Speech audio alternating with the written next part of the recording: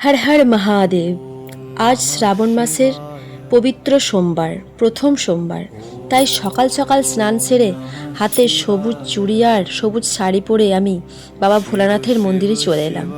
মন্দিরে এসে ভক্তি ভরে বাবা ভোলানাথের মাথায় গঙ্গা জল, দুধ, মধু ও পূজার সামগ্রী নিবেদন করলাম। তারপর মন থেকে প্রার্থনা করলাম, বাবা সবাইকে ভালো রেখো, সুস্থ রেখো আর সকলের জীবনের সুখ শান্তি দিও। আপনারা হয়তো অনেকেই জানেন না বাবা ভোলানাথের মাথায় জল কেন ঢালা হয়। চলুন আমি একটু বলি, যদিও আমি খুব একটা জানি না। শাস্ত্র অনুযায়ী সমুদ্র মন্থনের সময় পৃথিবীকে রক্ষা করার জন্য বাবা ভোলানাথ হলাহল বিষ পান করেছিলেন।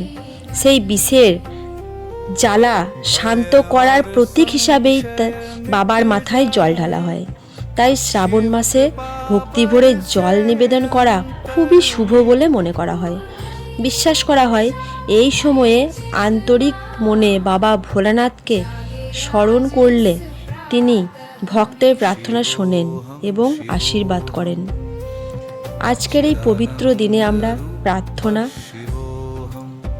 আমার প্রার্থনা বাবা ভোলানাথ যেন সকলের জীবনের সব দুঃখ কষ্ট দূর করে সুখ শান্তি, সুস্বাস্থ্য আর আনন্দে ভরিয়ে তোলে।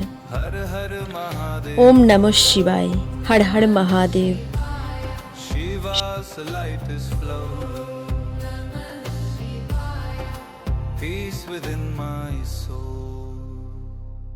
गंगा सी पावन धारा बहती है इस मन में, त्रिशूल सा संकल्प जागे, शक्ति भरे जीवन में, नकारात्मकता दूर भागे,